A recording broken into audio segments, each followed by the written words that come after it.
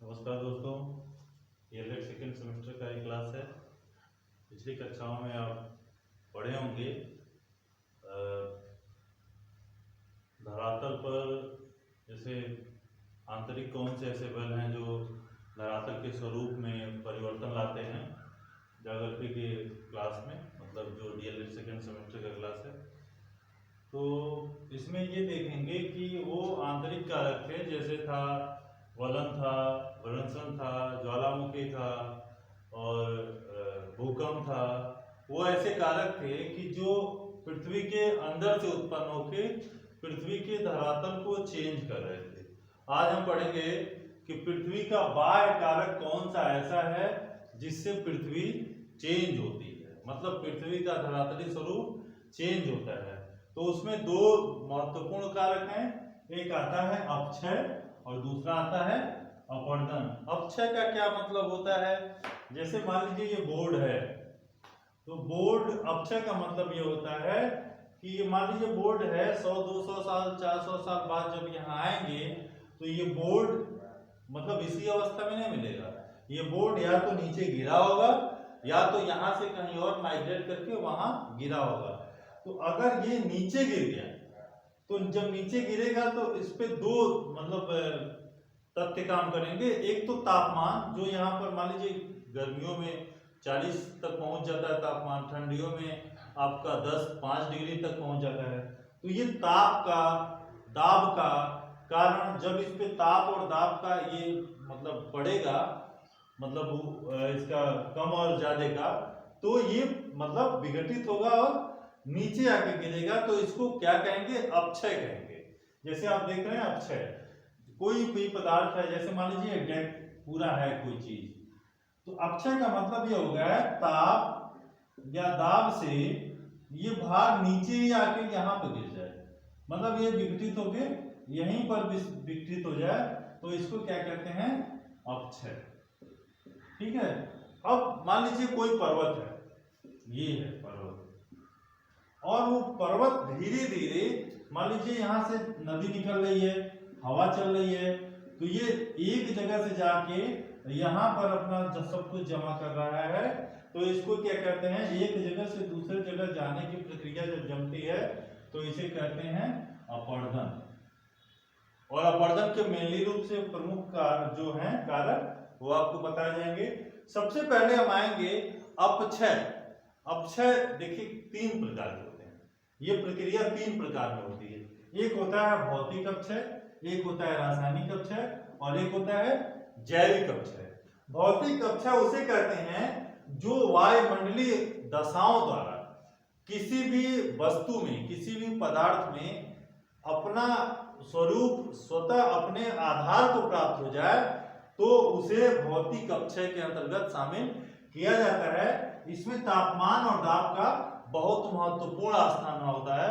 जैसे मान लीजिए किसी कहीं पर तापमान बहुत अधिक हो रहा है, कहीं पर बहुत कम हो रहा है, तो बहुत अधिक बहुत कम होने से एक जो, जैसे बहुत कम तापमान होगा तो सिकुड़ेगी चीजें, बहुत ज्यादा तापमान होगा तो फैलेगी। तो सिकुड़ने और फैलने की जो प्रक्रिया होती है उससे टूटने की प्रक्रिया चालू होती है। तो उस तरह से जो अपक्षय होता है उसे भौतिक अपक्षय के अंतर्गत शामिल किया जाता है।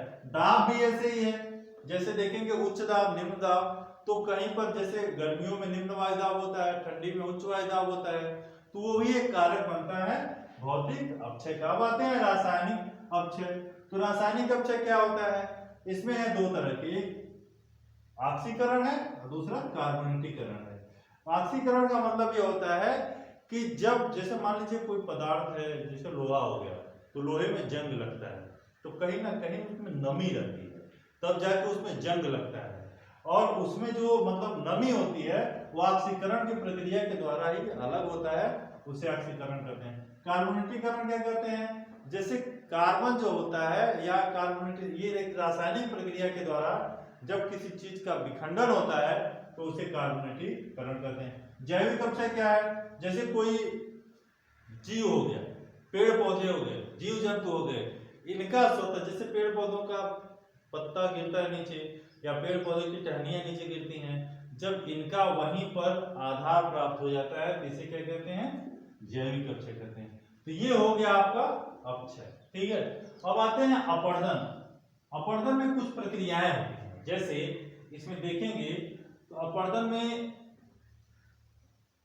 इसके घटक जो हैं, पहला नदी है, दूसरा वायु है, तीसरा हिमानी है, चौथा भूमिगत जल और पांचवा समुद्री तरंगे। ये प्रमुख घटक हैं अपर्दन करने के, जो धरातल पे अपर्दन करते हैं। ठीक है, धरातल पे भी स्थल भाग पे जो पृथ्वी का 30% भाग है स्थलीय भाग, उस पे ये सारे कारक सक्रिय होते हैं। इसमें सबसे पहला है नदी, इसे बहता हुआ जल भी कहते हैं।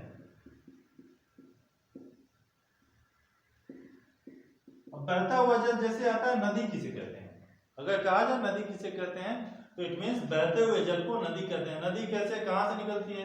पर्वतों से निकलती है। गिरती कहाँ है? समंदर में जाके गिरती है। तो पर्वतों से निकली समंदर में गिरने तक की प्रक्रिया के दौरान जितना वो अपर्दन करती है और जितना वो भूभाग के मिट्टी या अवसाद को लेके समंदर में ले जाके अपना वो अवसाद उड़ेलती है, इस प्रक्रिया द्वारा जो अपर्दन होता है उसमें उसे मतलब नदी प्रक्रिया कहते हैं।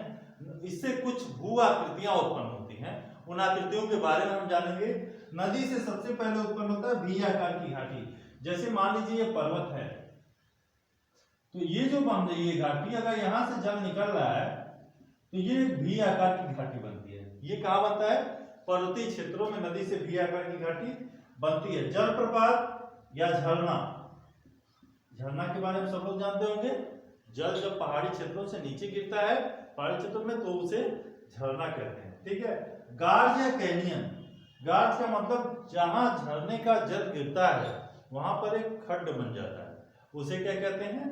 गार्ज कहते हैं या कैनियन। जलोढ़ पंख, जैसे मान लीजिए जल गिरा और जल जब गिरेगा, जहां से पर्वतीय भागों से नदियां जब मैदानी भागों में प्रवेश करती हैं तो वो एक पंख, जैसे मान लीजिए पर्वत है, यहाँ से नदियां जब निकल के मैदानी क्षेत्र में प्रवेश करती हैं तो यहाँ पर एक पंख का निर्माण करती हैं और इसको क्या कहते हैं? जलोढ़ पंख कहते हैं। ठीक है, इसके बाद आते हैं नदी विसर्ग। कोई नदी सीधी नहीं देखेंगे, जो भी नदी देखेंगे ऐसे ऐसे देखेंगे, तो इसे क्या कहते हैं? एक आकृति बनती है नदी विसर्ग की। इसके बाद है गोकुर झील। गोकुर झील का मतलब गाय के खुर के आकार की एक झील का निर्माण करता है कौन? नदी, तो उसे कहते हैं गोकुर झील।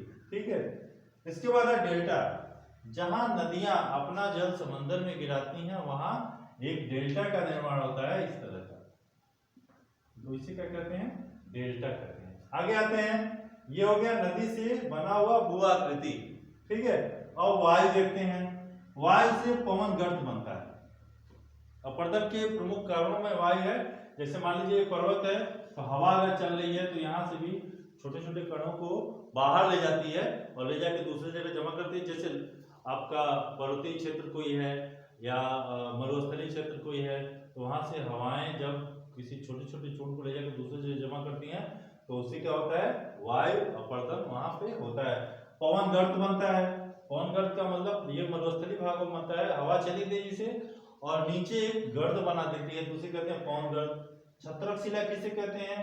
ये मरुस्थलीय क्षेत्रों में कोई मान लीजिए पर्वत है और धीरे धीरे काटती जाती है, यहाँ पर कोमल चट्टानें हैं तो ये काट देती हैं और ये इस आकार में बन जाती हैं, तो इसे कहते हैं छत्रक शिला। ठीक है, इसके बाद है इंसेल वर्ग। इंसेल वर्ग जब मैदानी एरिया में या मरुस्थलीय एरिया में छोटे छोटे पहाड़ इस तरह से दिखाई देते हैं और बीच का भाग इसका उड़ा ले जाता है, तो इसे कहते हैं इंसेल वर्ग। ठीक है, इसके बाद है लोयस।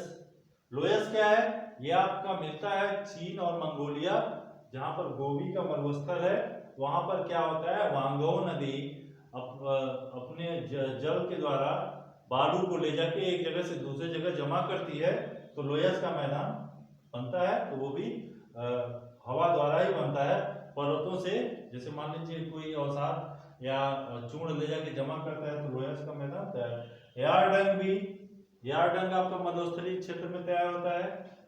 इसके बाद है बालुका स्तूप। जैसे मान लीजिए बालुका स्तूप का मतलब मरुस्थलीय भाग में जब हवाएं चलती हैं तो किसी चीज का जब ओट पा जाती हैं तो वहां पर बालू का एक ढेर बन जाता है, तो उसे कहते हैं बालुका स्तूप। इसके बाद आता है हिमानी। हिमानी से यू आकार की घाटी बनती है। हिमानी का मतलब जहाँ पे हम लोग हैं यहाँ से 5000 मीटर जब ऊंचाई पे जाते हैं तो बर्फ जमना शुरू होता है, ठीक है।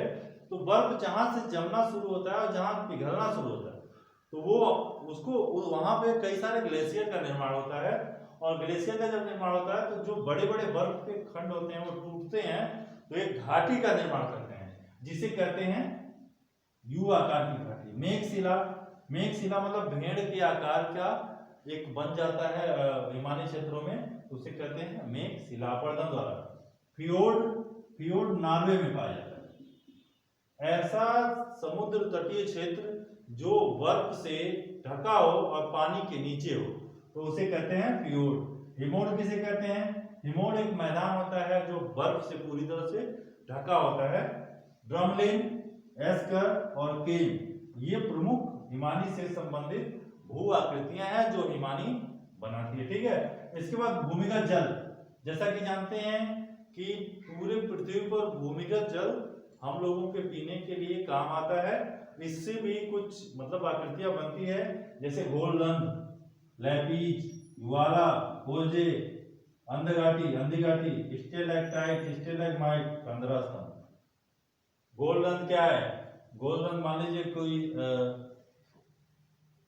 मैदानी क्षेत्र देखते हैं, वहां पर दलदली भाग हो गया और वहां पर जब दलदली भाग होता है तो लंबे टाइम तक बना था, तो छोटा जब दलदली भाग होता है तो उसे कहते हैं गोलरंध। यही जब बड़ा रूप करता है और बड़ा रूप करता है और बड़ा रूप करता है, इसका अलग अलग टाइप जो है ये गोलरंध, लैपीज, ज्वाला और कोल्जे है, ठीक है। अंधी घाटी, लटकती घाटी भी इसे कहते हैं, ये भी पृथ्वी के अंदर भूमिगत जल द्वारा ही बनाया जाता है। स्टेलैक्टाइट, जैसे मान लीजिए ये भाग है पृथ्वी के अंदर का, तो मान लीजिए ये पानी यहाँ पे है तो धीरे धीरे किस तरह की आकृति बनती है। मान लीजिए खाली जगह है तो ऊपर वाले भाग को कहते हैं स्टेलैक्टाइट और नीचे वाले भाग को कहते हैं स्टेलैगमाइट। और जब ये ऊपर से चूता है और चू के ये एक स्तंभ बन जाता है तो इसको कहते हैं कंदरा स्तंभ। ये हो गया आपका भूमिगत जल से बनी स्थलाकृतियां। इसके बाद आते हैं समुद्री तरंग। जैसे देखेंगे तो पूरे विश्व में जो समुद्र तटीय क्षेत्र है वो 13.6% पूरा समंदर का तटीय क्षेत्र है।